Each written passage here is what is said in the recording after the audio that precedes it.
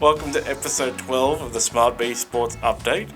As informed to me before we started recording by producer John, just because he wants me to get it right for once. How you going, mate? How you going, John? I'm fantastic. How are things, mate? It's a very exciting time. Ready for a big weekend of Grand Final action.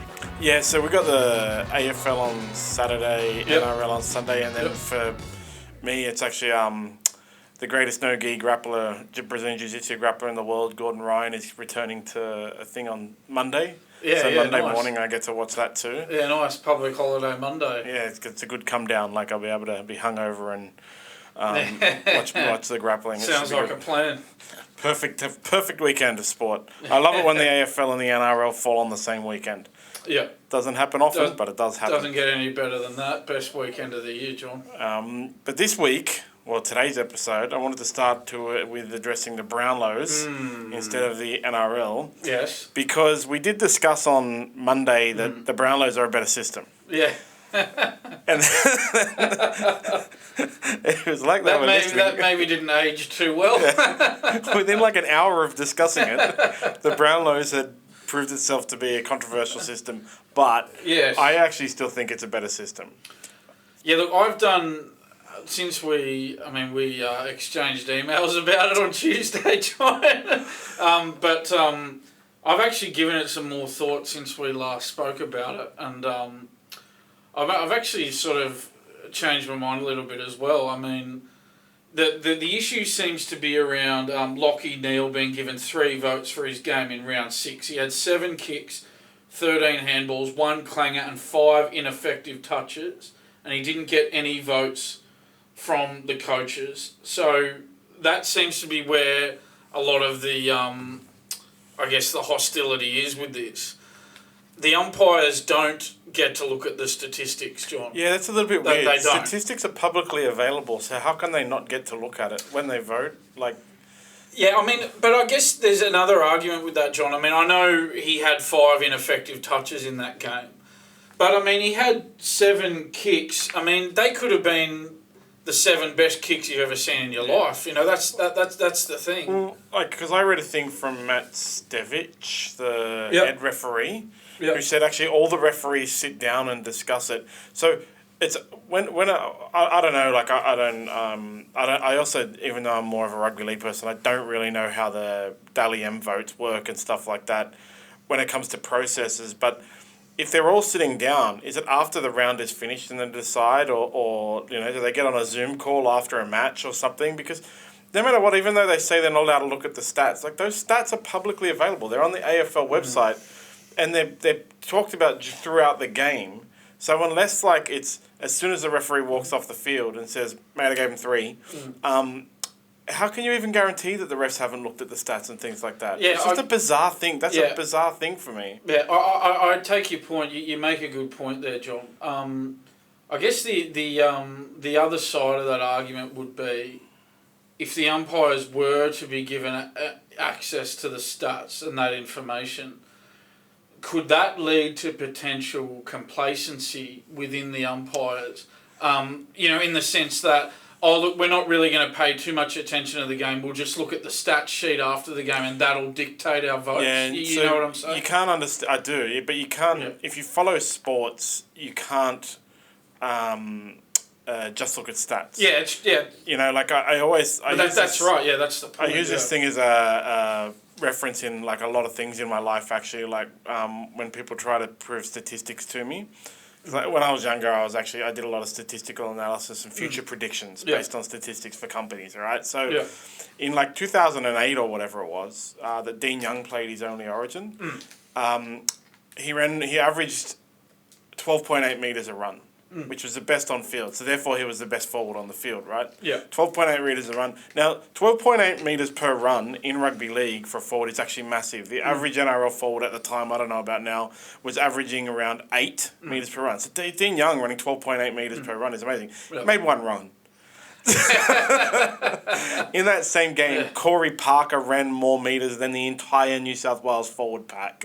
So if you're just going to look at a single stat or something like that and not understand statistics, then you shouldn't actually look at stats, because you can use a single stat to prove anything, Whereas if they're going to be looking at an over-encompassing, like all of the stats and understanding sport as a whole, then it's okay.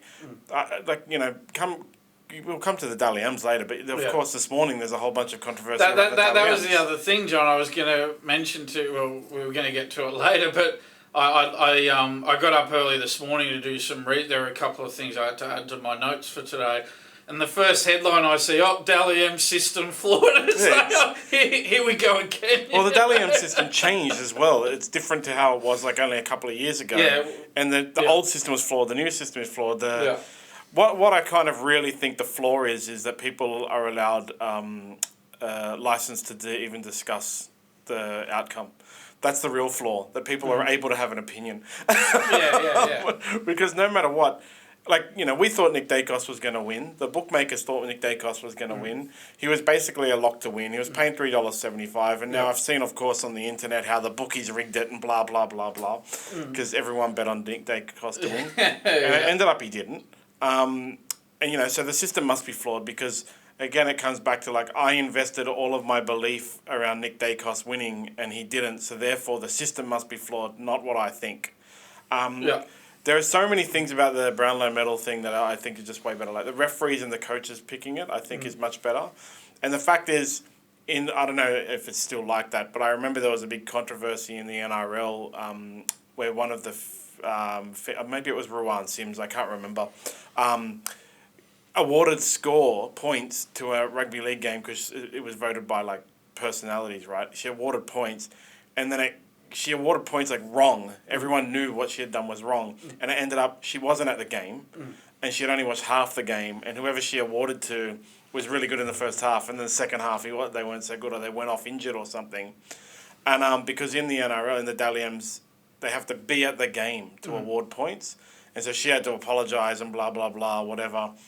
That's again, it's not better or worse, but I just like the AFL one better because the referees and the coaches taking votes is better than a bunch of randos.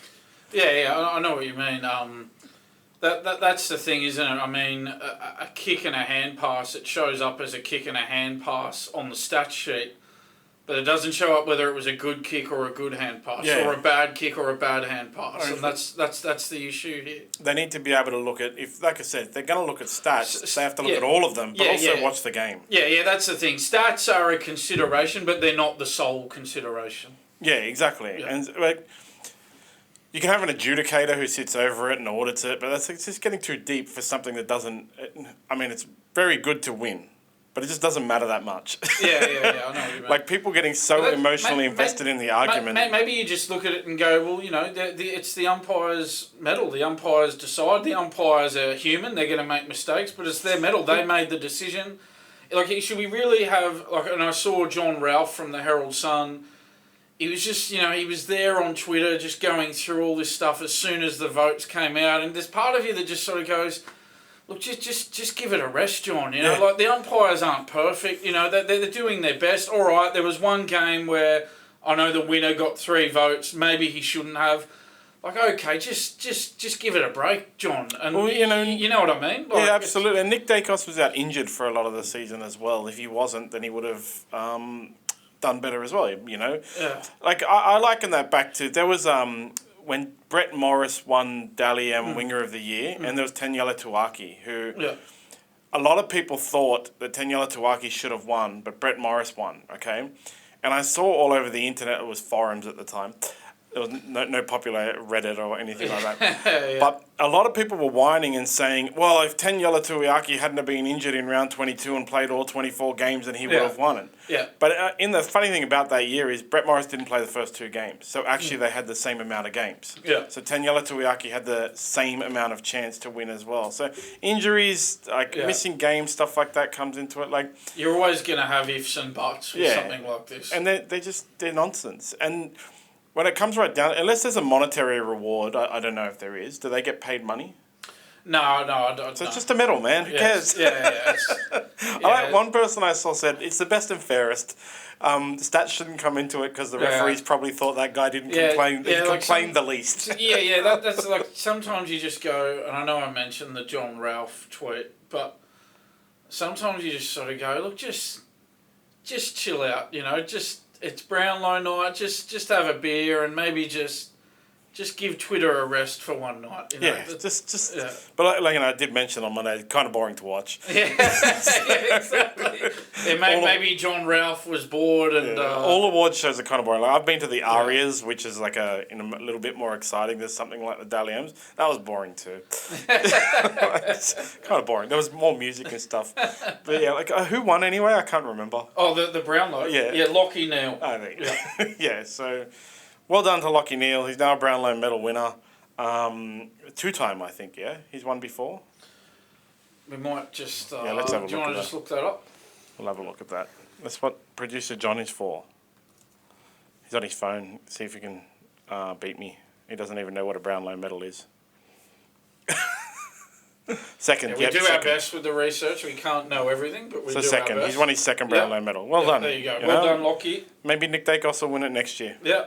Well, Nick Dacos is only in his second season. Yeah. Plenty of time ahead for him to do it, John.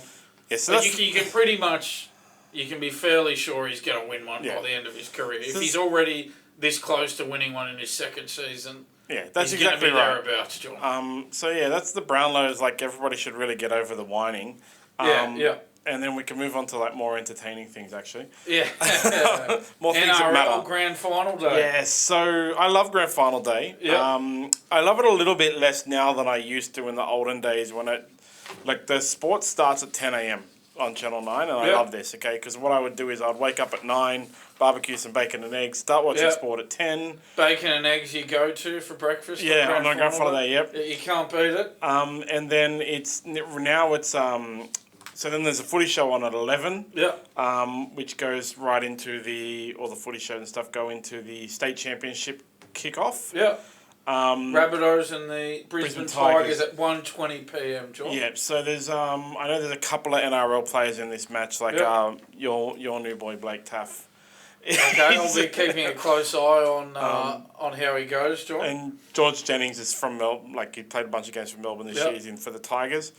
It's always fun to watch. But I did used to like it much more when there was I can't remember what the names of the things, like Jersey Flag, Premier League, and then first grade. Yeah. I love that way more when every team had 3 teams.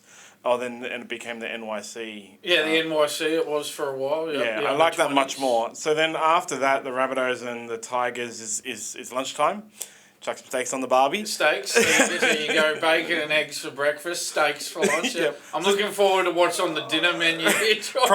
Probably some salad in there as well, but not for me. And so it's the NRLW kickoff, which is the Knights versus Titans. Yeah.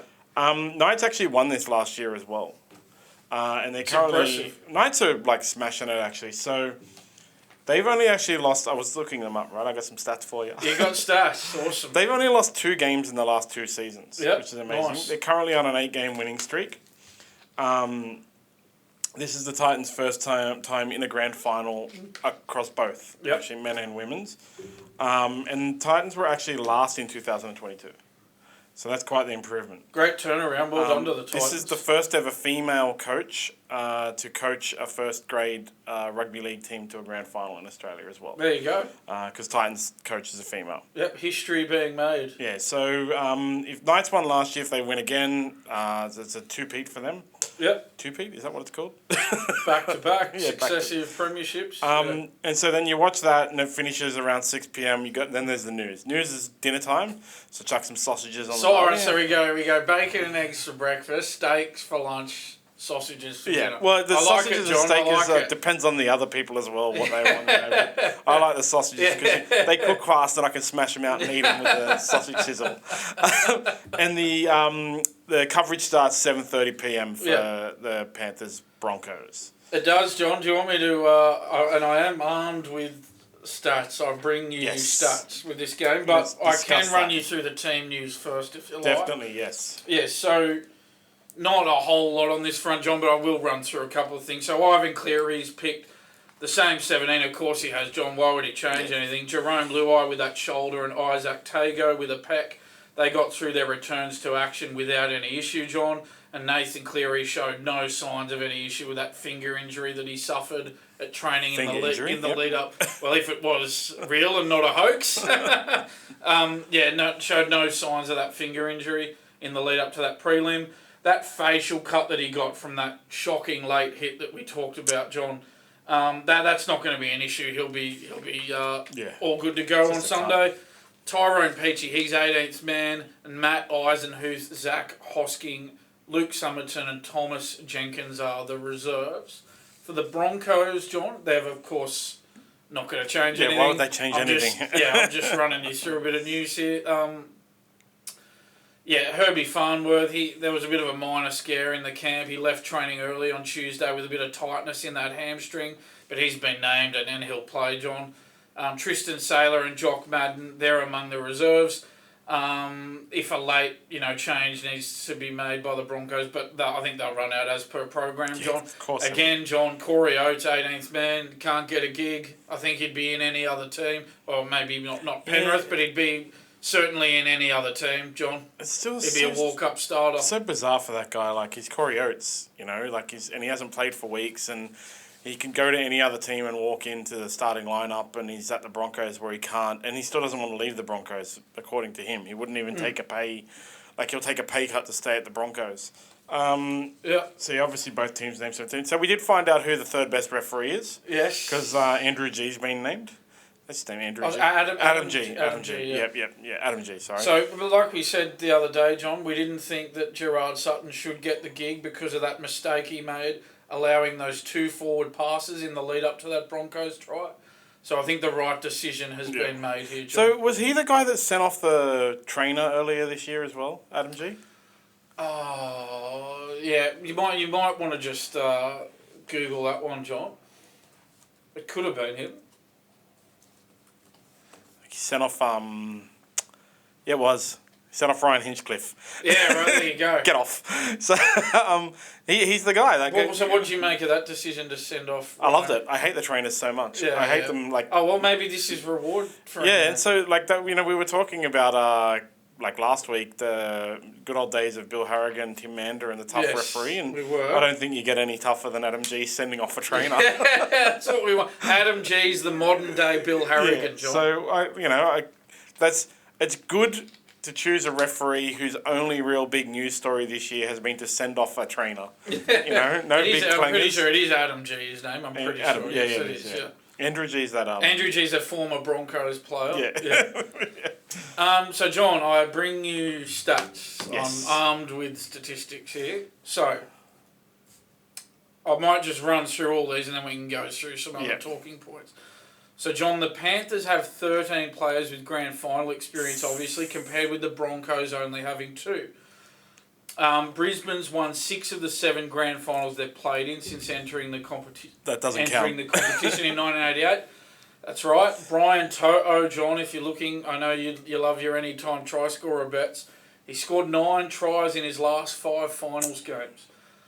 Reece Walsh has assisted 37 line breaks in 21 games this year. Oh my God, he's phenomenal so good. Numbers. Penrith have won 9 of their last 11 games at Accor Stadium, Johnny. For people not aware of the sponsors, that's the Sydney Olympic Stadium that they'll be playing at on Sunday night. Which is sold out. Yes, it is sold out. The Panthers have won 5 of their last 6 games against the Broncos, if we're looking at more relevant stats, John. Brisbane haven't won a finals game in Sydney since 2008. They've been in the finals except for that one year. Yeah, they got the so haven't won a finals game since 2008 in Sydney. So that's interesting to me. Panthers centre Stephen Crichton, bound for the Bulldogs, of course, John, thankfully. He's scored a try in 3 consecutive grand finals, if you're looking at these anytime try scorer bets, John. That's a good multi. Okay, now I'm looking at some season statistics, John, so I think we're getting into the nitty-gritty now. So this is including the finals games. So Penrith has scored 715 points this season from 26 games at an average of 27.5 per game. Brisbane has scored 707 points this season from 26 games at an average of 27.19 a game. Not much in that, John. No, nothing. It's basically the same. But looking at the defence, this is where the discrepancy is, John. Penrith has conceded only 322 points for the season. Brisbane's conceded 437 points this season. Penrith's average points conceded a game, 12.38. Brisbane, the average 16.8. And I know that doesn't sound like much, but that's over the course of a season. 4 points difference is a lot, John. So Brisbane did have a few games where they leaked a lot of tries in those single games. So I actually so they let in 26 points with the Titans. 24 with the Storm, 22 with the Warriors, 24 with the Bulldogs, and 32 the second time they played the Storm. So there was a few games where they really leaked a lot of points. And with the Broncos, they obviously had players out for Origin. They had some of their key players like Adam Reynolds missing through injury for some of the times of the year when these points were let in. So it's kind of like that's when you get really, really deep down into the statistics. I've gone pretty deep, John. Yeah, so it's I went down a bit of a rabbit hole. I know they did concede 100 more points, but they did have some games where it was more likely that it's because of extenuating circumstances. That did blow out their... It does look like... I will repeat it. I will say it again. Penrith, only 322 points this season. Brisbane, 437 points. Yeah. A few more little bits for you, John. Brisbane are going for their 7th premiership win. They won premierships in 1992, 93, 97, 98, 2000 and 2006. I know you don't like including the Super League one, John. It's fake. So I will rub that from the list, if you like. But I mentioned that anyway. The only time they've lost a grand final was that thriller in 2015, John. That loss to the Cowboys in Golden Point. Brisbane going for their first premiership since 2006. As for the Panthers, they're looking to become the first team to win 3 straight comps since Parramatta in 81, 82 and 83. Penrith are looking for their 5th premiership win, the others in 91, 2003 and obviously 2021 and 2022. Yep. Penrith are playing in their 7th grand final. They also reached grand finals in 1990 and 2020. So they don't have Brad Fittler to get them over the line this year. So I think don't think they'll need Brad Fittler. Yes, the Broncos are a completely different team to the previous grand finals as well. Like that's one of the main things about them that really needs to be understood is it was like Wayne Bennett and like a remarkably good representative team that got them through all those grand final wins, and even the one they lost was quite a shock because it was Wayne Bennett coached, and Wayne Bennett doesn't lose grand finals until he does. Yeah, that's right. I know you love him. I know you got a soft spot for him. St. Wayne 2010. St. Wayne Illawarra. The odds. So we can look at the odds, right? So Penrith are obviously the favourites. They started the week at $1.65 with SmartBet, and they've maintained with Neds at $1.65. So you can check smartb.com.au for all your odds, odds comparisons and best odds. And so before you do think, is this a bet that you really want to place? Brisbane Broncos started with the week with BoomBet at $2.40, and are now their best odds are $2.50 with Better. Look, I think I don't really have anything that I can compare between these two teams at all, actually. They both won 18 matches. There were those games where the Broncos leaked more points that gave them that negative, like 100 less points differential. But, there were actually extenuating circumstances in there. It's hard to say anything bad about either of the teams. And I know Panthers are the favourites, by almost $1. But I'm surprised that they are that favourite. I would think it would be more even, actually. Okay, I think another thing we should talk about as well, John, is the heat forecast for Sunday. 36 degrees. It's expected to be the hottest grand final in history. So that could be a factor that could play havoc with the interchange rotation, the big man getting tired in the middle. Yeah, it's going to be at night as well. So. John, I've actually even gone. I have sort of done a fair bit of research ahead of this one. John, what worries me a little bit about, and I know you're right in saying that there's not a lot between these teams. What worries me a little bit from Brisbane's point of view is, I think they only conceded 12 points to the Warriors last week, but I think that flattered them a little bit. The Warriors missed the 3 goals. It could easily have been 18 points. And they conceded 3 tries in the first 28 minutes last week, John. Yeah. They can't afford those sorts of defensive lapses in the first half against Penrith on Sunday night. If they have those lapses, John, then this game will be over at half time. They've really got to tighten up on that, the Broncos. And just this, as I said, John, this defensive record of Penrith in big games. They've only conceded 66 points in their last 8 finals games at just 8.25 a game. It's a brick wall. The Penrith defensive line is a brick wall, John. So it is going to, with the weather, it's actually when it turns night, it's going to get quite cold. It's going to get down. All right, so there's going to be a change here. It's going to be massively hot for those poor suckers. For those who are playing in the afternoon. But that's interesting. I thought the temperature might. Obviously, it wasn't going to be at the maximum, but I thought it might have not dropped too much. Apparently, around 6 p.m, it's going to drop rapidly to.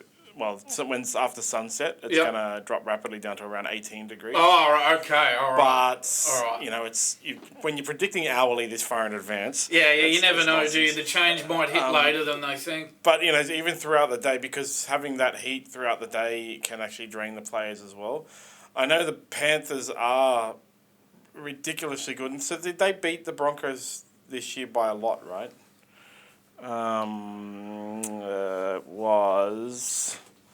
They actually did beat them. Bit of dead silence here. Fill it up with singing, John Menez. Sorry. Come on, get out of my way. Okay, so... it was they played in round 1. It was 13. Broncos won. 13-12, yeah. And then... They played again in round 12 and it was 15-4, Panthers. So both low-scoring affairs. And both early in the year as well. So, yeah, you are 100% right. If the Broncos concede 3 tries to the Panthers in the first half and can't score themselves, I think the Panthers will run away with it. And I worry, John, about, and I know, of course, we don't want this to happen, but I worry what the Broncos will do if someone like a Reece Walsh went down injured in the first 10 minutes. I don't see a lot of contingency planning, a lot they could really do about that. On the other hand, John, if Nathan Cleary or Jerome Luai happen to go down injured, well, you've got Jack Cogger there ready to jump in, and I think Penrith would still, even if they lost one of those 2 players, would still back their defence to win this game. Well, that goes back to the Melbourne-Manly Grand Final when Michael Crocker took out Brett Stewart in the first 2 minutes, and, you know, that was a record grand final until the following year when it was a record grand final and Manly got revenge. But even in that match, I remember, like, Melbourne scored 9 goals and Cameron Smith missed 8 of them or something like that. So it would have been a much bigger smashing. So you are right. If someone like Adam Reynolds, Reece Walsh, Ezra Mam even goes down early in that match, then the Broncos will have trouble. That's always a danger, though. Like, you know, even losing a centre can cause havoc in your back line with the reshuffle. And, yeah, Panthers have Jack Cogger on the bench? Yeah, they do, yeah. Jersey 14, ready to come in if... So he'll definitely be actually there. If we're getting to sort of predictions time, John, I've got to be honest, I hate to be a party pooper, but I can't see Brisbane getting within 18 points. And I think I can see Penrith scoring 3 tries in each half. I can't see Brisbane scoring more than 1 in each half, if you want my honest view. I know you That's think... harsh, yeah, man. I know it seems that way. But Poor Broncos. I know it seems that way. I want to see a good game, John, but I've got to be honest with you. Well, I'm going for the Panthers simply because they're Sydney-based, but I'm just really like, you know... I wish it had been anyone except the Broncos, to be honest. Because I hate it when a Queensland team wins. But, you know, to be honest, I can't see the Broncos winning.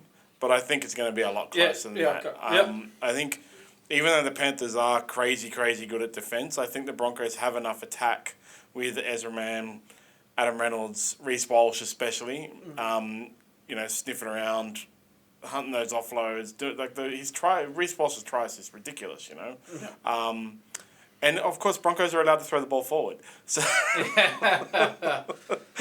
Yeah. Yeah, we'll see what happens, Sean. You know, I Yeah, don't make the predictions lightly. They're based on research. Yeah, 100%. But when I say closer, I think it's going to like Panthers are probably going to win by 2 tries. And we'll so you reckon maybe about 10 or 12? Yeah. But I think, like, based on even this year, I think it'll be a lower scoring one, because even though the Broncos have conceded more tries, as I said, there was circumstances behind it. So I think we're going to see maybe like, another 15-4 or something like that. Very close type game. So those 2 games they played this year, John, did you say one of them was round 1 and the other one was round 12? Yeah. Is that right? Yeah. And so I think it said Broncos, Brisbane won 13-12 in round 1 and Penrith won 15-4 in round 12. Okay. Yeah. Well, that's a long time ago, isn't it? Yes. I don't know. Like, I don't think you're probably not reading a whole lot into those games. And that round 12 one, I don't know, but it could possibly have been influenced by players missing through Origin so it representation. On the 18th of May, Nathan Cleary and Selwyn Cobbo both played, so maybe not. Don't know. It's too long ago. It is a long time ago. We'll see what happens on Sunday. Matter because you're more looking at their recent form. Yeah. So if you look at even the Broncos in the last few weeks, some of those big scores that were put against them were actually like Storm scored 32 in them. That's the thing. Melbourne scored 32. They rested everyone. They did. And then just that Raiders scored 18 on them in the round before, which I know I didn't list before because I went for anything that was over 20 points. But 18 is pretty close to 20. Yeah, and just that, I did mention it, John, but just that Warriors 12 last week, I think that's a bit misleading. It could easily have been 18. They missed the 3 goals, and the 3 strikes from the 3 tries from the Warriors happened in the first 28 minutes. That just they can't do that. Concerns me. It concerns me, John, because Penrith's attack is better than the Warriors. Yeah. And the Warriors scored 3 tries in the first 28 minutes. The Broncos clock off like that for 28 minutes against Penrith, you do the same. It could be 5 tries. Yeah. And then it's well and truly lights out. Well, that's why it could become like a 26-20, 2020. Yeah, 100%. Look, John, I hope it's a close game, but I'm basing my prediction. That 26-20 2020 Grand Final wasn't a good game, to be honest. No, because it looked like Melbourne were going to win all the way through it, and Penrith didn't come back quickly enough for it to be interesting. Exactly. Even when they got back to 26-20, you still were left thinking, oh, well, they're not. I think Penrith had to score off the very last play of the game. Everyone knew it wasn't going to happen. They're not going to score off the kickoff. Exactly. So that wasn't a good game. We don't want it to be like that. We want it to be close. Yeah, we always want it to be close. Absolutely. I hope I'm wrong, John. I hope it's a close game. Unless it's the Dragons playing, then I want it to be smashing. that to one side. Then I want it to be 50. I always want the grand final to be close unless the Dragons are playing. So that's the game, and it's going to be like a cracker. Yeah. I said, I love the day. I can't wait. I've already booked out the television for the whole day. Nice. Sent the kids and the wife out of the house. You got it all planned out, John. 100%. So then we could talk about the Dally M. Yes. Obviously, Kalen Ponga won. Mm-hmm. And he won in the last round. Yep. And everyone's saying, Sean Johnson was robbed. Sean Johnson didn't play in the last round. Yeah. So if Sean Johnson had have played, Kalen Ponga won by 1 point. Mm. So if Sean Johnson had have played and scored 1 or 2 points, like, in other words, been like the lowest in that that match, then he would have won. Yeah, and it seems like, again, like the Brownlow with Lachie Neale getting those 3 votes where he shouldn't have, or, well, possibly shouldn't have if you look at the statistics. The issue with Ponga seems to be, John, that under this new Dally M voting system, judges can award a maximum of 6 votes a game. So Ponga's got the 6 votes. And I think that's sort of rubbed a lot of people up the wrong way.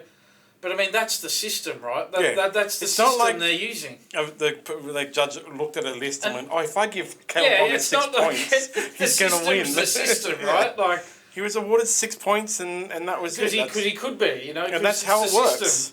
Everyone knew the system going in. Yeah, exactly. Yeah, so everyone's going to complain. I think Sean Johnson is like another one of those guys that is like the consummate professional.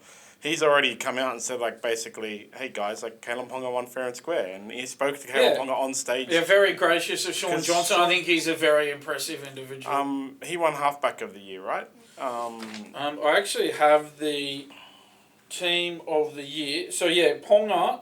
I've got the team of the year on my phone, John. I can read it out. Yeah. Yeah, so Ponga did poll 6 votes, a maximum of 6 votes, in that final game of the regular season, John. Yeah. Yeah, so I'll go through the team of the year, John. So yeah, Ponga fullback, obviously. The wingers, Dallin Watene-Zelezniak of the Warriors and Jermaine Asako of the Dolphins. Great season from Asako. I think definitely never any doubt on both of those guys. Top the try scorers and the point scorers, Asako. Stephen Crichton, my Bulldog Stephen Crichton, after Sunday night, he will be a Bulldog. Him and Herbie Farnworth are in the centres, John. The Broncos, Herbie Farnworth.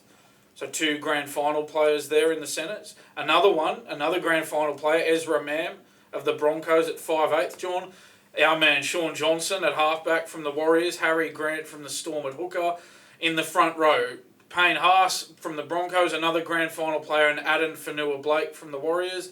Liam Martin of the Panthers and David Fafita of the Titans in the back row, and rounded out with yet another grand final player, Pat Carrigan of the Broncos at lock, John. So Sean Johnson got halfback of the year, which is good.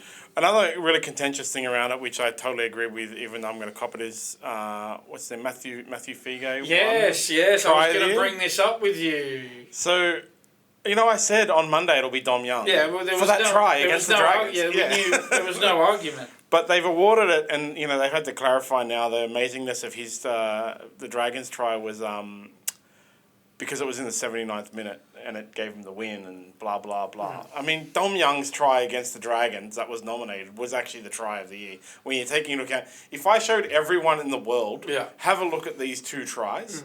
Non-rugby league people with no context, no clock, no nothing, and just said, have a look at these 2 tries, Dom Young would have won. 100% of people go, man, look at that. Yeah. I would have thought, John, that context shouldn't be a factor in this decision. No, well, that's what I think. Yeah. It's purely, as you said, purely look at each try. Don't talk about what stage of the game. Don't talk about the scoreboard. Look at each try and decide on that. You could have a try of the year where you could have been something like Knights were getting smashed 140-0, and then Dom Young scored that try that he did. That's still the try of the year, man. That was phenomenal, and it was against the Dragons. You know, like it was. Yeah, exactly. That's interesting from you as well, John.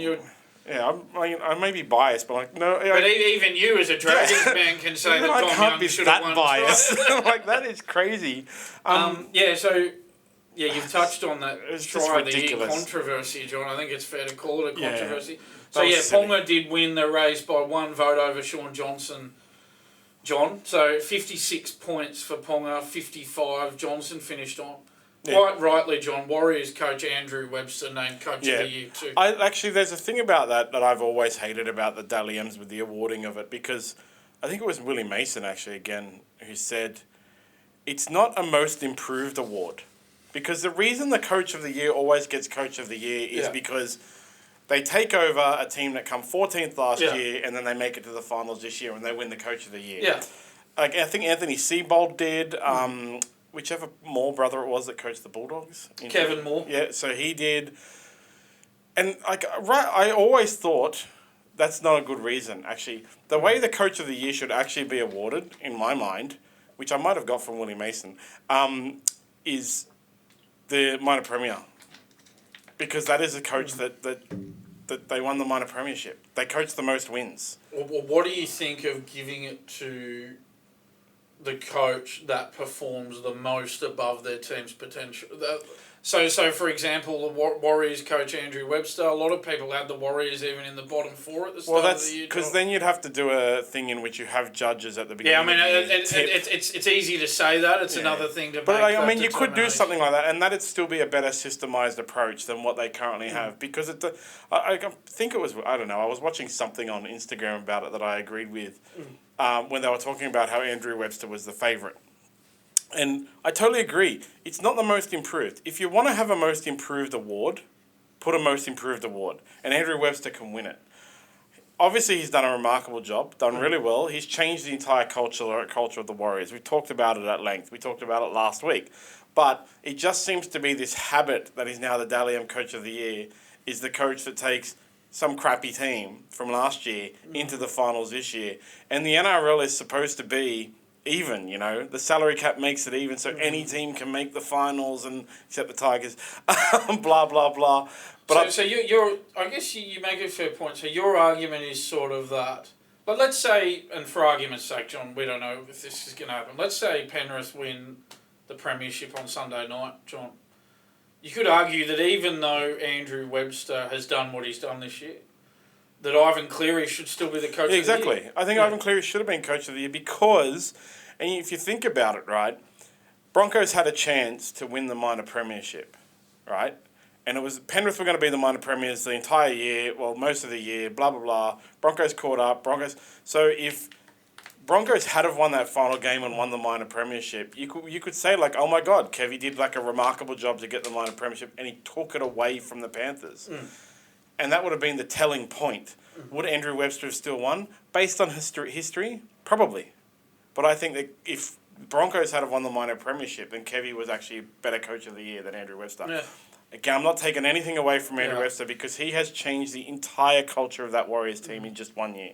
It is amazing what he's done. Maybe what they should just do, John, is make a separate award. That's right. Most improved coach. Make another award. And Coach of the Year and Most Improved Coach. Like the NRL likes to promote that in every year any team can make the finals. And in every year there is a team from the bottom 8 that's terrible that makes the finals except the Tigers. So you had to get that Tigers dig in there. Every time. And currently the Dragons as well. Let's face it, and the Bulldogs right now. I can't talk, right? Tigers fans can always poke back. At us anyway. Yes. And so, you know, next year if the Dragons make the 8, or the Tigers make the 8, or the Bulldogs make the 8, does that mean that their coach gets Coach of the Year? Because history has shown that pretty much, it will. And I don't think that is actually like a real good indicator of what is the Coach of the Year. Ivan Cleary is the best coach currently in the NRL and has been for the past 3 years. 4 years? 4 years. 4 years, yeah. Since 2020, he has. That's right. Yeah. And, it's the third minor premiership in 4 years. It's the fourth grand final in 4 years. How can you say that Andrew Webster is a better coach this year than Ivan Cleary? You can't if you look at it objectively. Objectively, that's the right one. Yeah. That's the one. But Andrew Webster definitely deserves an award. So make an award for those guys. Yeah. Because, if Benji awards. Marshall comes in next year at the Tigers, now I'm talking crazy, and brings him to the 8, even if they come 8th, Benji Marshall deserves an award. Yeah, he does, yeah. If he gets them even close to the 8, fighting for the 8, he deserves an award. And in the next year, if he was to get them into the 8, again, he deserves an award for taking the Tigers to the 8. But he doesn't deserve Coach of the Year. I mean, the other way you could look at it, John, is in the AFL, what they do is they just give... I know that the AFL have various awards, right? They have Coaches Awards, they have Players Association Awards, AFLPA Awards, right? But what the AFL, I think what their sort of official sort of Coach of the Year... honour is they just give the Jock McHale medal to the premiership coach. Yeah. So maybe in the NRL they should just give a premiership ring to the premiership coach and just give a most improved coach of the year. Yeah, that's what I think. Just most improved it's still a good award. Yeah. To some other things out of actually the Dally M's is Tamika Upton from the Knights. She won the NRLW Dally M. Congratulations. What was... Tamika Upton. Tamika, well done, Tamika. Yeah, so that's the first time ever since the inception of the NRLW that Dally M and NRLW Dally M were won by the same club. Which is another, just shows that the Knights, they went through madness. You know, they went to the bottom of they were the Tigers. Right? and the fact that they've crawled out of that, we have discussed, did what they did this year. They did well against, made the finals and so on. Hopefully they grow next year and hopefully the girls get it done on Sunday. But that was good. And another one that I really want to bring up because everybody bashes Latrell. Latrell Mitchell won the Ken Stephen Medal, which is a medal awarded to players for their charity and community work. Yeah, well done, Latrell. Once again showing that no matter what, he's an easy target, no matter what people say about Latrell, he's really good in his community, not his community, the community. In the rugby league community, he's really good with all of his charity work, and he's a good bloke no matter what. He always has time for community and charity work, matter what. I've made some criticisms of Latrell this year, but obviously none of it was personal. And when you make criticism, you've got to give credit where it's due as well. So absolutely full credit to Latrell on winning that medal. Congratulations, so he won well done. I believe he also won the same equivalent medal for Souths as well. Well done, Latrell. Great effort. So Keep it up. It's really good for Latrell. I always will say that, like I said before, I've been to an event where he was there, and I've never seen a player that had as much time and investment. I've been to a lot of places where players are there because they have to be there, and they'll do the photos. But you could feel like he really enjoyed being there. But he's there because he wants to be. Yeah. He's not there because of requirements, and he always has all the time in the world for everyone.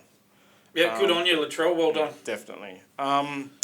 Okay. I got a NRL news I want to address with you. Yes.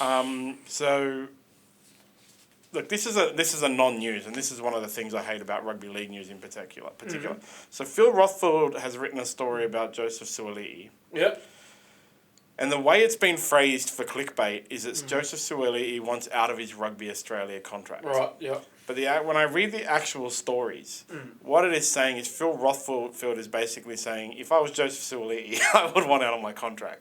And I agree. If I was Joseph Suaalii, I would want out of my Rugby Australia contract right now because of the state of Rugby Australia. Yeah. I mean, you're getting $5 million. He's going to get paid good money to do nothing and suck. He's sending the game broke with his contract. It's taking the whole TV deal, actually, It's taking I can't blame Joseph, but anyway, I'd be doing the same. So this is the kind of thing that I actually really hate as well, because now there's all this chatter about how Joseph Suaalii wants out of his rugby union contract, but he never said that, and no one in his camp said that.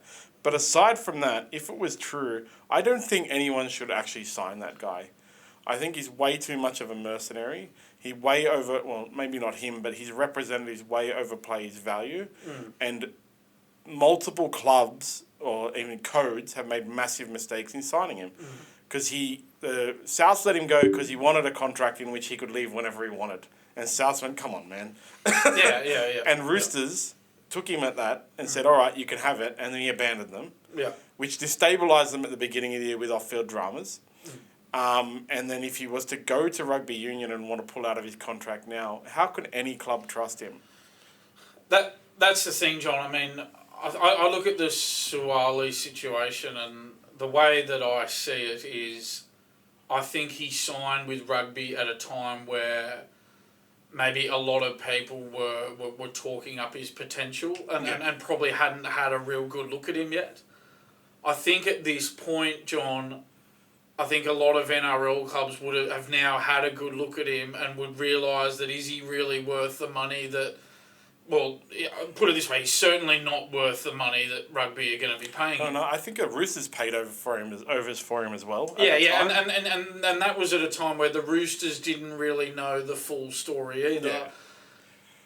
But I think what will kill this story, John, and make it a non-event is if Suaalii gets out of his rugby deal and goes on the NRL open market, there is no way he'll come anywhere near his Rugby Australia salary.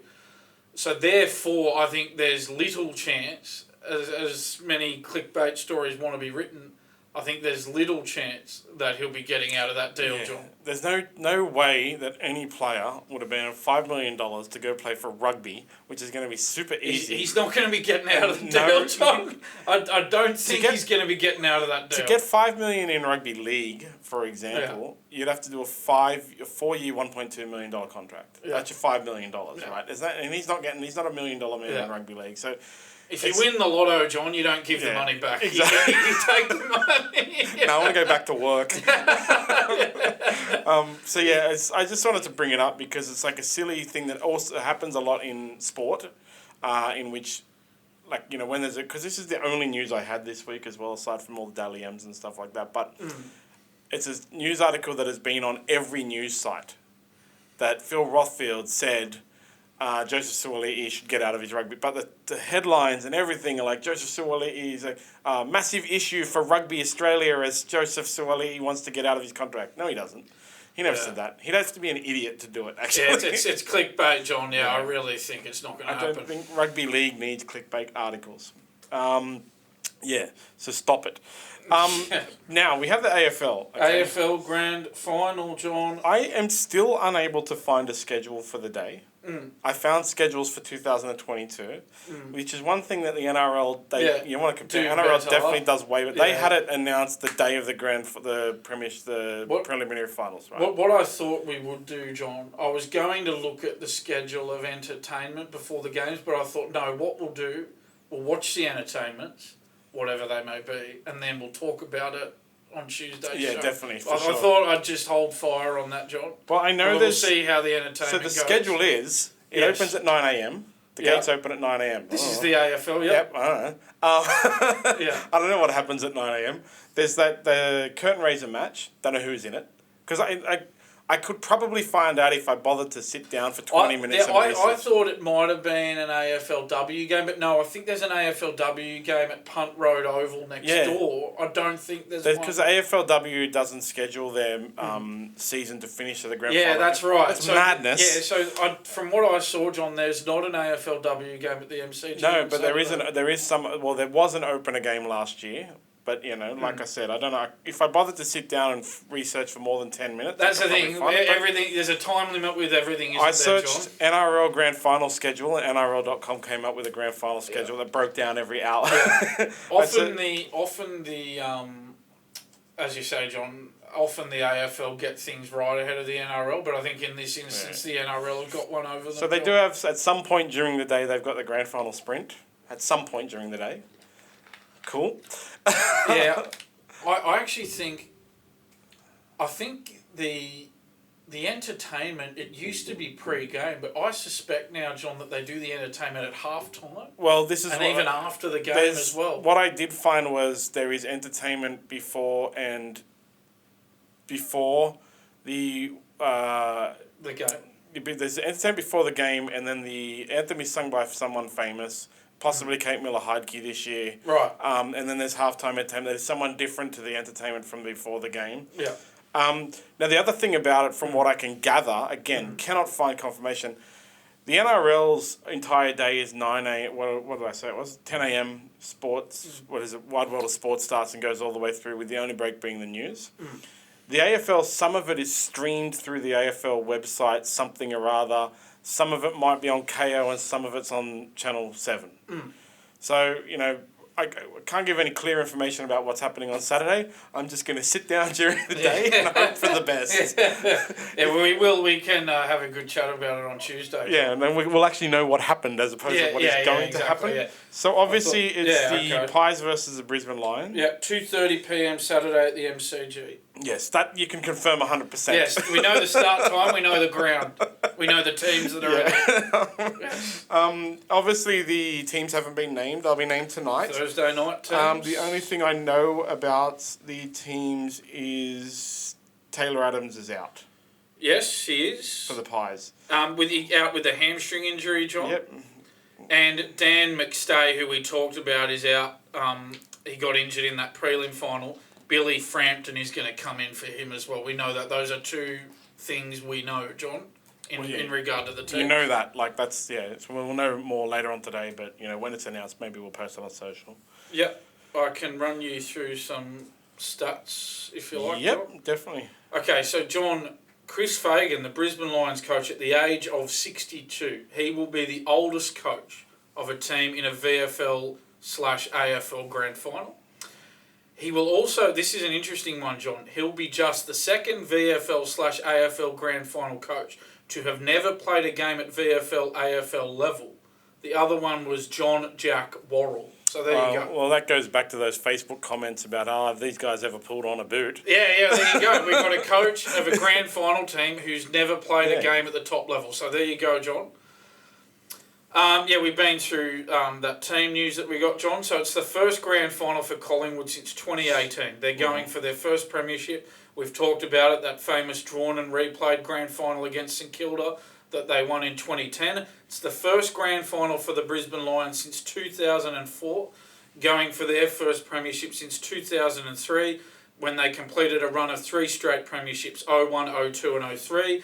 In 2002 and 2003, they beat Collingwood in the grand finals. In 2002, Brisbane won by just 9 points. In 2003, a much bigger margin of 50 points. Yeah. In games these two teams have played this year, John, Brisbane won by 24 points at Marvel Stadium in round 23, but Collingwood didn't have Nick Dacos, Jordan De Goey, Darcy Moore or Bobby Hill that day.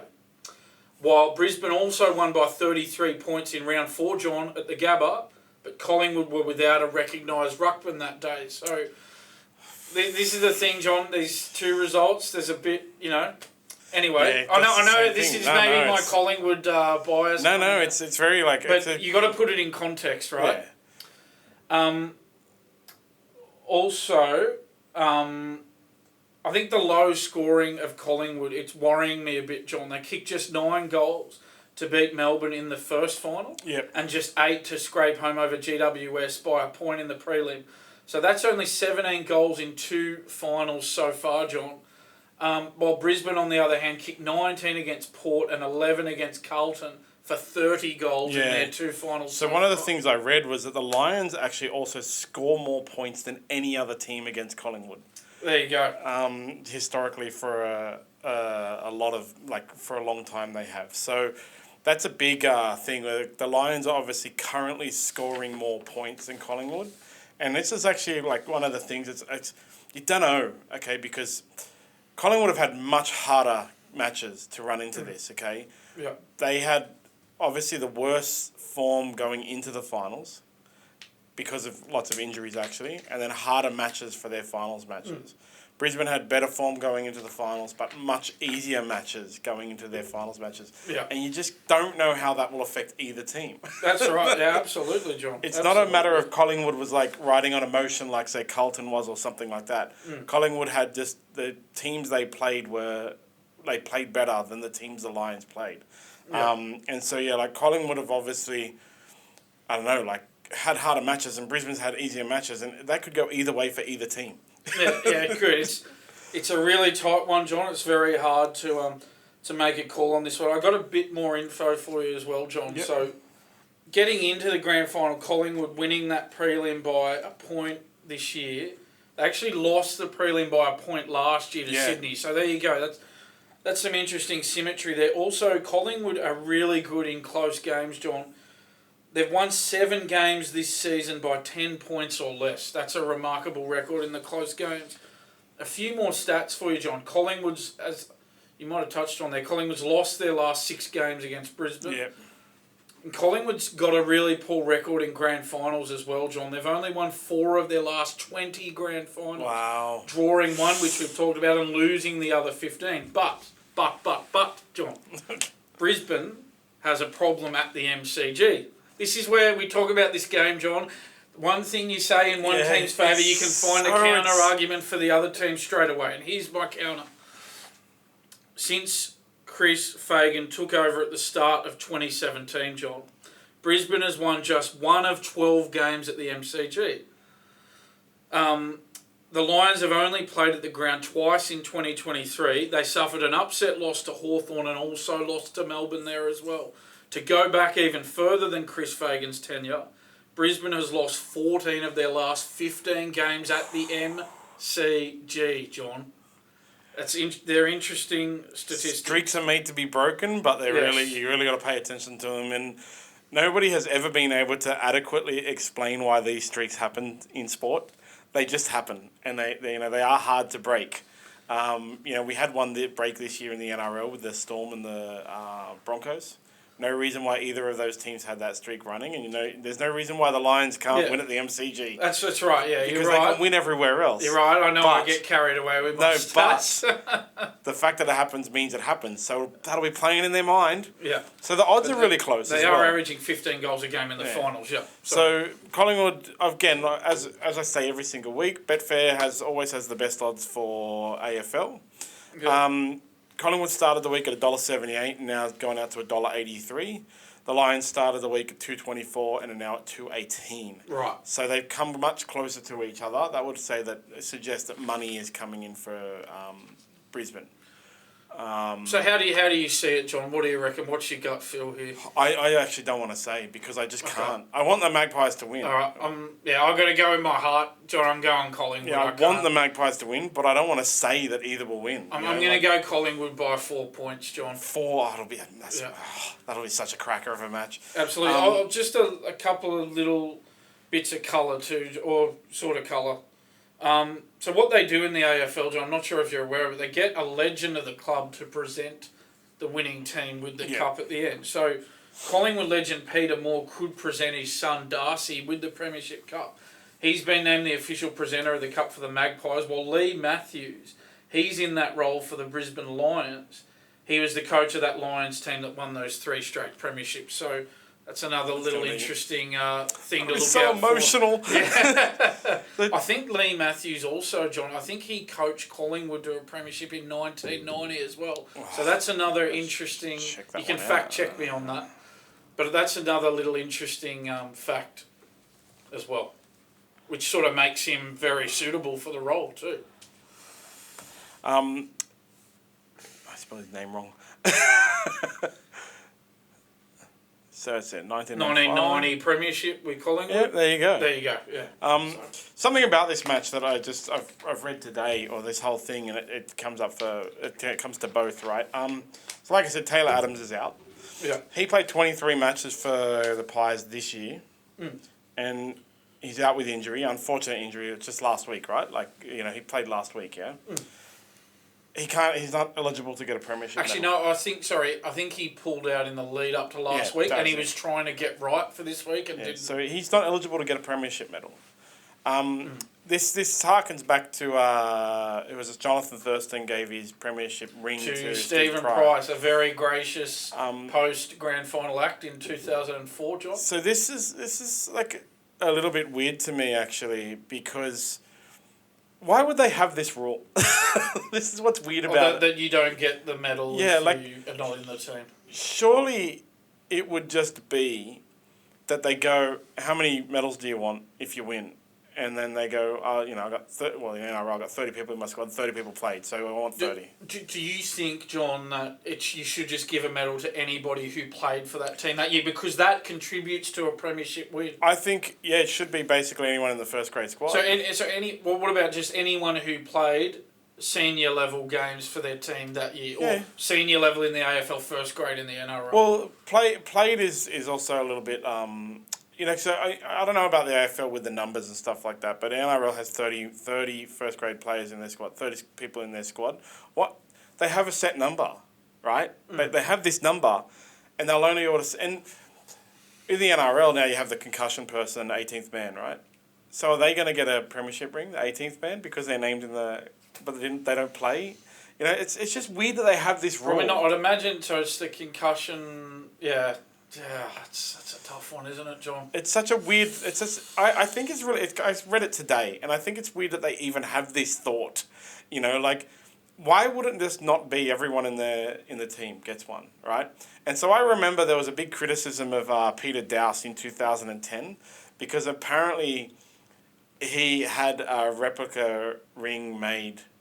the rings are like $10,000 or something in the NRL. Not cheap. Yeah, and he actually apparently had a premiership ring made, and there was all this criticism about him, like, who the hell does this guy think he is?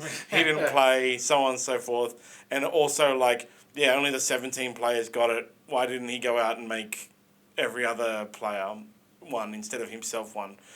Dragons paid for it. So, and then, all the uncovering of it, actually, every CEO does the same thing, ever, in the NRL, right? Yeah. And then the Dragons couldn't then go out and make a $10,000 ring for each of the other 13 players I think it was 25 players in the first level squad back then. Yeah. Couldn't, because then it would count towards the salary cap and all this nonsense and stuff like that.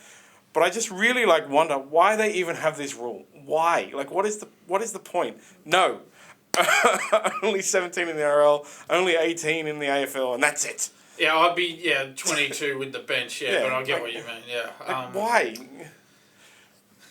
Yeah, I mean, the presentation would take a hell of a lot longer if you had everyone But they could just give them to them. Yeah, I guess you're sort of thinking why. Like we used the Jonathan Thurston, Steve Price example, John. Yeah. You mentioned it earlier. Great what Jonathan Thurston did. Giving his ring to Steve Price, but it would have been great for Jonathan Thurston to get one as well, Yeah. John. He contributed to that. I remember his contribution in that game. I know everybody remembers him for what he did at the Cowboys, but he had a role at the Bulldogs as well in that premiership, John. And he should have got so I take your point. He should have got a ring in that game. Surely it's not that hard, John. These are big. Yeah. These are big companies. The NRLs are, they make billions of dollars out of TV deals. These companies. Surely they can afford a couple of extra premiership rings. I can understand they don't want to present all 30 dudes. Like guys don't play, but to me it should just be like, here's the presentation, all the players who played on the day, and then bro, we'll ship all your other ones out tomorrow. So then, Steve Price can get his, and guys like Taylor Adams can get his, because he played 23 of the games. Yeah. And just because of an unlucky injury, he gets nothing. And that's the thing. You don't just win the premiership in the grand final. No. You win the premiership all year. Yeah, so I saw that today, and I just thought it reminded me of Steve Price and Jonathan Thurston. I was like, this is a nonsense thing. I would have thought that both codes or all codes would have cleaned it up after that. What nonsense is this? Yeah, I know what you mean. Should people really have to feel left out by something like that? Seriously? I just find it really sad for poor Taylor Adams, and if somebody gives him their medal, then that person misses out. Yeah, it's the Jonathan Thurston, Steve Price scenario all over again. So that's that came up, and then so I saw an announcement today, because North Melbourne are basically almost the Tigers of the AFL, right? Yes. So they've had 4 bad years. Yes. And they've been given a leg up by the AFL in the draft. So at the end of first round of the draft. For the next 2 years, they're going to get a priority pick. This year it's 1, next year it's 2. We have talked about before with the draft, it's not an instant fix, right? Now, North Melbourne came second last. They're not having a good time of it, John. Yeah. But West Coast came last, and West Coast is getting the standard. But there's a lot of actually complaints about this. Amongst from other coaches and stuff and managers and CEOs in the league, because they're why is North Melbourne getting such a leg up when it's not just their players? Because they do have talent that can win the Premier. It's easy to say, but they're off field. They need to fix a whole lot of other things, right? But from my personal opinion, I don't really care, honestly, because I like sporting organisations to be even, and North Melbourne kind of suck. 4 years they've been at the bottom of the ladder. They need something. Yeah. The thing is, John, from what I gather, obviously, a lot of, the hole that North Melbourne are in, that's attributed to North Melbourne's poor decision-making, right? They've got themselves in the hole. So I get there's a process with the draft and everything, early picks for the bottom sides and everything. But surely the process is just the process. You don't just decide that, because this team's struggling, we're going to step in and help them specifically. How does that work? Yeah, why do they get special treatment? That's the problem with it, right? There's a system. There is a system that exists. North Melbourne, like any other club, should operate within that system. If North Melbourne happen to make a lot of bad decisions, which clearly they have, and find themselves in a hole at the bottom of the ladder for 4 years, well, then North Melbourne are the ones who need to make better decisions to get themselves out of the hole, not be handed favours from the AFL by care of higher priority draft picks. So like I said, I don't really care because it doesn't matter to me. I don't think it will make that much of a difference. That's why I don't really care. I know what you mean, but it's the principle. Yeah, right? So that's what I was going to come to. There's a principle to it, right? Because if they have to do this for North Melbourne... Yeah. It actually shows the system doesn't work. It shows that it doesn't work, and it sets a precedent. Yeah, so they have to break the system. Gold Coast Suns have never made the finals, right? Oh, they did. When we looked it up, I can't remember. I can't remember what it was. But Gold Coast Suns pretty much have sucked since the... Yeah, they haven't got near a grand final or a premiership. So I think it was that they've never made the finals. And so they... It's all right, it doesn't really matter. Yeah, it's not really relevant to the discussion. They obviously got a leg up when they came into the league, which was fair because a new team is, expected to come last. But North Melbourne have made the finals in their lifetime. In the last 20 years. When Gold Coast Suns started 2007 or whatever it was? 2011. Yeah, 2011. Yep. I think North Melbourne have been in the finals in that period. Why aren't the Gold Coast Suns getting a leg up? Because this leg up, this effect, is kind of showing that the system is broken and they need to fix the system. Yeah. But to fix a system, you don't reward one issue. You don't patch it, band-aid an issue. No. App development, I know that. And you hear this, I heard this, I've heard about it, John. I watched AFL 360 the other night and they were talking about it.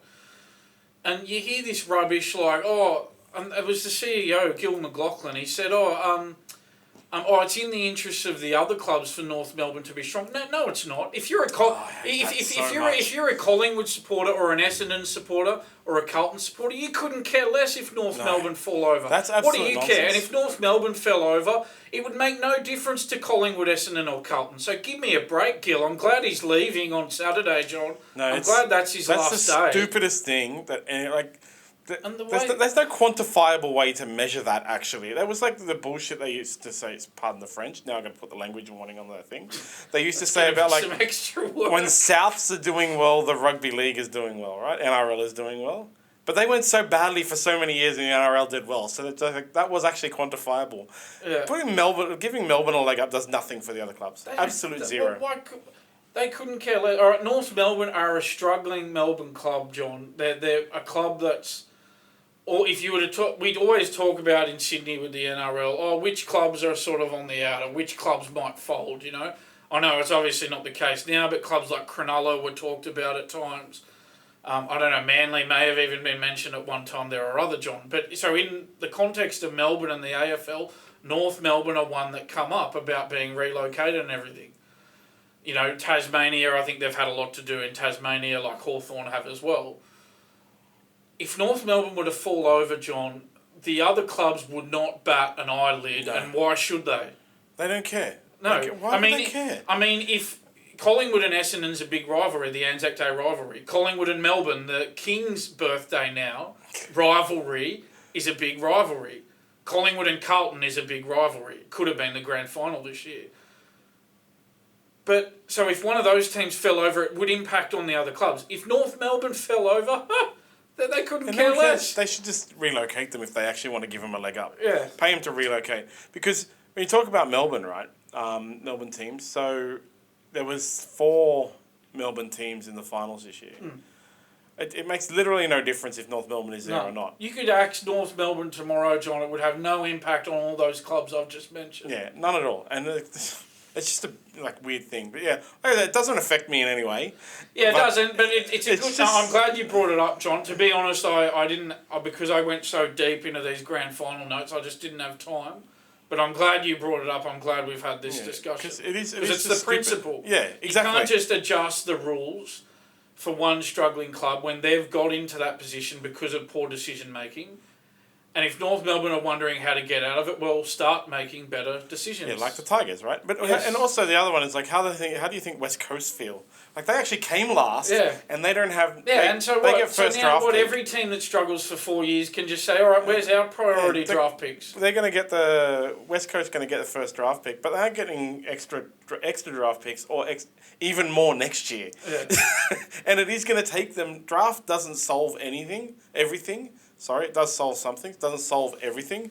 It is going to take West Coast a few years to get off the bottom of the ladder. Yeah. But North Melbourne have just been given a massive leg up to get off the bottom of the ladder in a much easier and better way. If they can fix everything else. Just getting players isn't going to fix their issues. They're very sycophantic towards Gil McLaughlin in the Melbourne AFL media, John. Watching it on TV the other night just made me sick to the stomach how sycophantic the whole episode was, you know what I mean?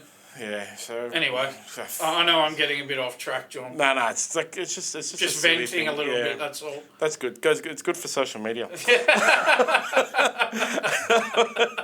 So there's the AFL Grand Final, 2:30 on Saturday. I think I actually can't watch it all, which is really frustrating. I have to leave the house at 5. No, wait, I have to leave early in that. But anyway, I'll still I'll put it on TV at the gym. It's fine.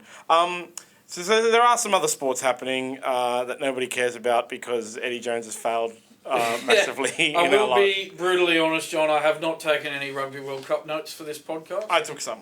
Don't worry. Thank you. You've saved me. Australia has dropped to 10th in the rankings, which is the first time double digits ever in the history of the rankings. Right, okay. So not only has Eddie Jones knocked us out of the... not made the knockout stage for the first time ever. Yep. Lost to Fiji for the first time in forever. Yep. Dropped to the 10th in the rankings for the first time ever. Man, he's really breaking some records here. Yep. And Rugby Australia, so here I'm going with Eddie Jones. Yep. Rugby Australia boss Hamish McLennan confirmed that Eddie Jones interviewed with Japan and that he knew about it. Right. And because Eddie Jones has a standing agreement with Japan that if he ever he wants to walk into a job, he can. First of all, what does that do to the Japanese coach? What crazy. Sorry, can you just say that again? So, according to Hamish McLennan, Eddie Jones has the ability to walk into the Japanese coaching job whenever he wants.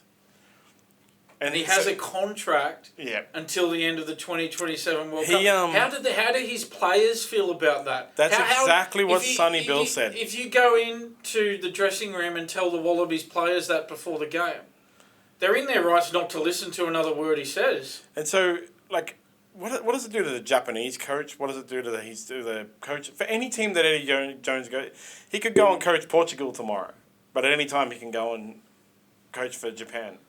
It's just a stupid situation. And why did they sign him if they knew that this was...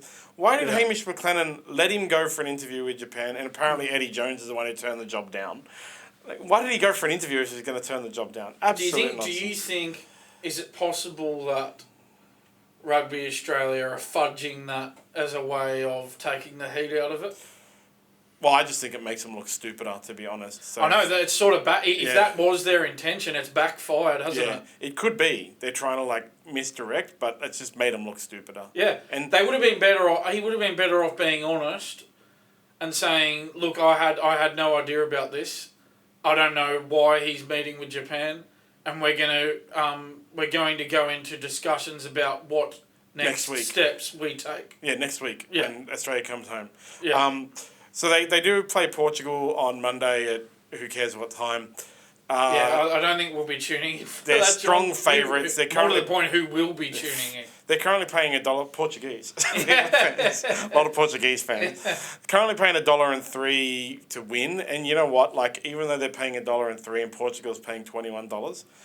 I wouldn't be surprised if Australia lost. Portugal scored their first ever World Cup try in this World Cup. Yeah. Could be they get their first ever World Cup win in this World Cup, with the way Australia Surely, John, surely the Wallabies get this win. So, on Monday I said, maybe they should give all the money to the women. So I went and looked up the women's record. Women, to be honest, the women aren't really that... They ranked 5th or 7th in the world, which is now better than in the men. Yeah. They've played 4 games this year and they've won 2. So they have a better win rate than the men. They aren't going that much better or whatever. They lost in the last women's tournament they only won 1 match, which is the same as the men. But there are other stats that say that perhaps the women should get funded more because even with their lack of funding, poor treatment by the Australian rugby, They've at least won 2 games this year. They're at a 50% win rate this year. Unlike Eddie Jones has lost 6 of his last 7 or whatever it was. Yeah.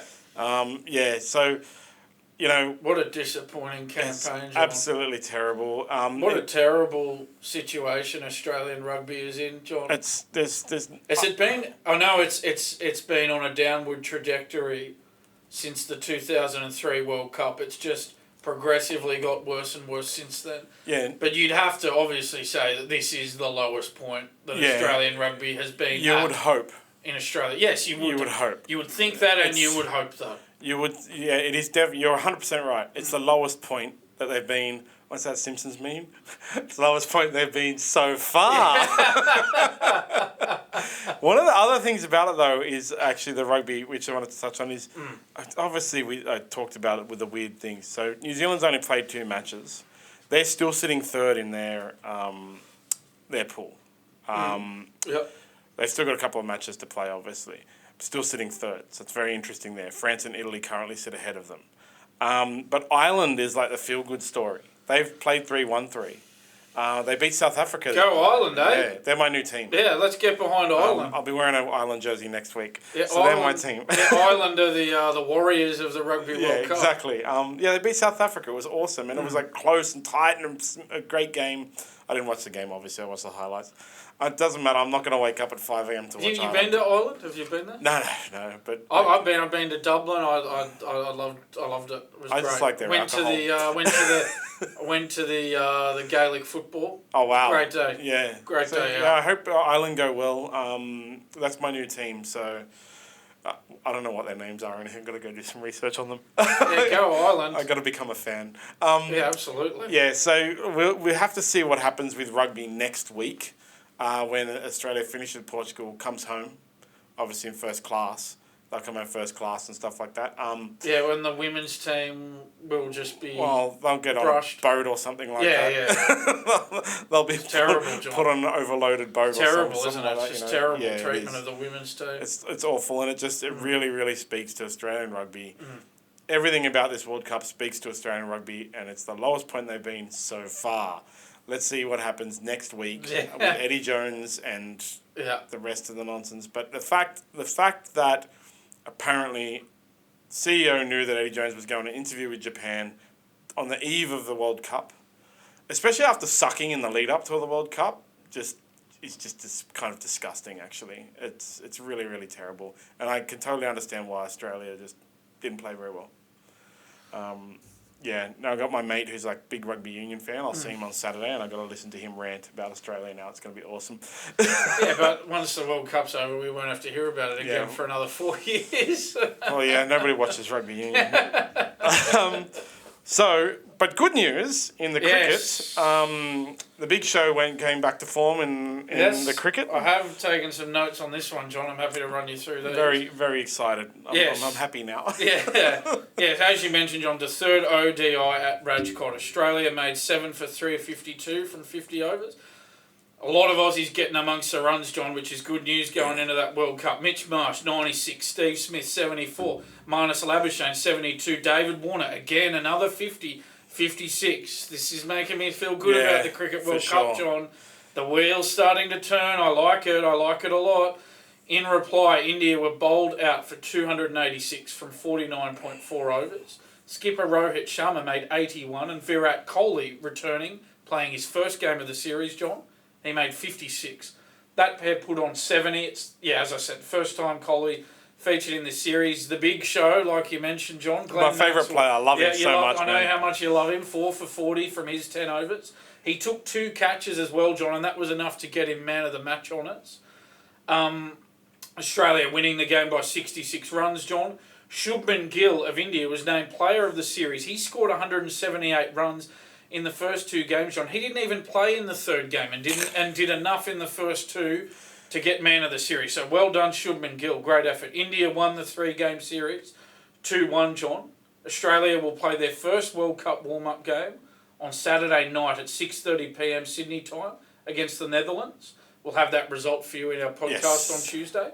Their second warm-up game will be against Pakistan on Tuesday night at 7:30 p.m. Sydney time, John. So we'll have an update on that on Thursday. Yeah, so we'll have a review of the first warm-up game against the Netherlands and a preview of the second warm-up game against Pakistan, John. I was a little bit upset with Glenn Maxwell. He got out for 5, which was kind of sad. Cause did enough in the field and with the ball to get man of the match. And that was one of the things that we talked about the other day about how bad they were in their bowling. So That was looking good. Now I'm a little bit more excited. I got the memory of a rugby league fan, so it's only 1 week. I can only remember as long as the last game. I hope to see it. Like, this was also the first time that India played their full top squad, except for Shubman Gill. So it's all the more reason to be very impressed with Australia's very showing. Happy with that result. I got some other funny cricket news from around the world, right? All right. So England, because England's obviously doing some series as well, getting ready. Mm. So they're playing Ireland? Yeah, they played Ireland. Yeah. They hit 280 in 31 overs. Oh, their run rate was actually on their way to becoming the first team ever to score 500 in ODI. Oh, wow, that's baseball on steroids, John. But unfortunately, rain stopped it. Yeah. That was the sad thing. Right. So after 31 overs, they did have to stop. But they actually, it looked like they were going to make 500. Yes, it was against Ireland. It wasn't obviously a top tier team or anything like that, but it's England's looking pretty good for the World Cup as well. So, last week I mentioned it might be India, England in the final if Australia doesn't come to form. Still looks like that. England's in some pretty good form for the World Cup. But yeah. Yeah, so it looks to me, John, as though it's a 3-horse race, this World Cup. Australia, India and England. Yeah. Not in any particular order. No. Well, but, India first. maybe... India first. Maybe India first, but the other two not in any... Not in any particular order, but a 3-horse race. Yeah, so India, I think you're right, it's the 3-horse race. England has obviously looked more consistent and better, but Australia, one of the things about the first Australia-India game was, a bunch of players hit 50. The top order was really, really good. It was the attack that let them down, right? The bowling, the fielding. Second match was just a schmozzle. That was ridiculous. Both ends. It was just what the hell? It was. Yeah. And again, it was the same day as that Australia-Wales match. So I've rewatched our previous podcast, and I was very adversely affected by the Australia-Wales match. So, but yeah, so it was very good signs now. This is how Australia should be, right? This is how they will be, I hope, but this is how they should be. They've shown what they can do, and it has based on one match. And even the first match in this series, it has shown that perhaps they will be in that 3-horse race. I don't think any of the other teams, maybe South Africa, can be that fringe kind of thing. Maybe New Zealand as well, but it's going to be a cracker of a World Cup, I think. Yeah, absolutely, and we remember how that last World Cup finished, John, with that England-New Zealand thriller in the final, that super over. Oh, if we get anything like that again, John, we're going to be in for one really great World Cup, aren't we? I think we might. And thank God it's giving us something to talk about in October, John. Thank you. Unless in the first few weeks Australia just sucks the rugby. It's my notes for Rugby World Cup was, let's preview something that nobody cares about. It's all right, John. I don't think that the Australian cricket coach Andrew McDonald is going to turn into Eddie Jones anytime soon. I don't think there's any issue with that, John. So there's some other news from around the world. With sport.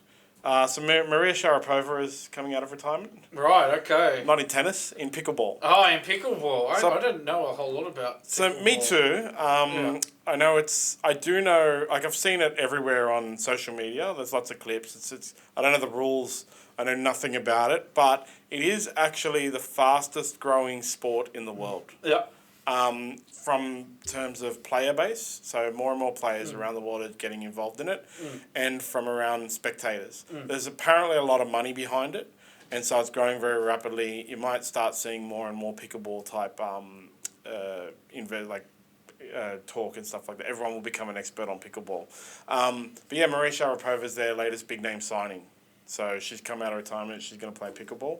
Very interesting. Good on you, Maria. One of the all-time greats. She retired too young anyway. She's only 32 years old, I read. And I was like, what the hell? Yeah. I think she's about mid-30s now. Maybe 36. Yeah, I think she's similar age to me, John. I think she's about the same age. So. Yeah, I always thought she retired. 36 yeah. Retired way too early. But she retired 3 years ago or something like that as well. So she did retire very young for a tennis player.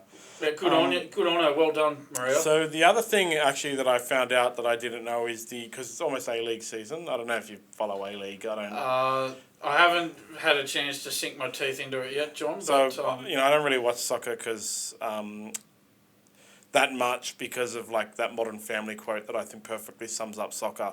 I prefer a game where something happens. Did you just? So I'm sorry to go off on a little, but did you ever see that Simpsons episode? Yes, where exactly. Where they all go to the soccer game and they're cheering, and they just go stone silent when they see what's actually happening or what's not happening. Yeah, that's the thing, like with soccer. But when you watch it live, it's amazing. But when you watch it on television, I prefer a game where something happens. But they have a thing called the Australia Cup in the lead up. Brisbane is in it as well. So Brisbane is actually in 3 finals in the next 2 weeks. They have the AFL, the NRL, and the Australia Cup. Playing Sydney FC on October 7th. And then A-League starts 2 weeks after that, so we might have to start looking into some A-League for this podcast. Yes. But yeah, it's very interesting, I thought, that like Brisbane is on some kind of renaissance with the sporting world. They're winning everything. Grand final teams in the AFL and NRL, John. Yeah, now the Australia Cup. They win State of Origin as well. Yeah. We're going to have to get one back on them at some point. Come on, Sydney. I hope Sydney FC wins. I hope Collingwood wins, and I hope Panthers win. Like I said, I don't want Panthers to win, but I don't want a Queensland team to win, man. Oh, God, I hate the Queenslanders. Not as a people, just as a sporting environment. So, catch up on Tuesday. Tuesday. Public holiday Monday. So we'll be back on Tuesday to review all the grand final action. It's October starting. There's a lot of amazing stuff happening in October. I talked about it before. A lot of cool combat stuff happening. Cricket World Cup starts. A-League starts. And of course, Rugby World Cup will wrap up. At some point. Yeah, Rugby World Cup will wrap up. It feels like it's been going on forever, John. I think there's still a long way to go. I think there's another month. Yeah. Finishes 29th of October. The longest tournament of all time. Oh, God. Hopefully New Zealand also gets knocked out so we can... Eddie Jones can say, yeah, but New Zealand did it too. He's got to hang his hat on something, John. We're publishing an update to smartb.com.au. You'll now be able to see live scores for all of your favourite sports. There's a lot of leagues and stuff listed there, and it'll be growing out as we go over the next couple of weeks. So check out smartb.com.au. Like and subscribe to us on YouTube, and follow us at SmartB app on all of the social medias. Like all of them. Always, everyone, whichever one you want. Cool. See you guys on Tuesday. Thanks, John. That was fun today. See ya. Definitely.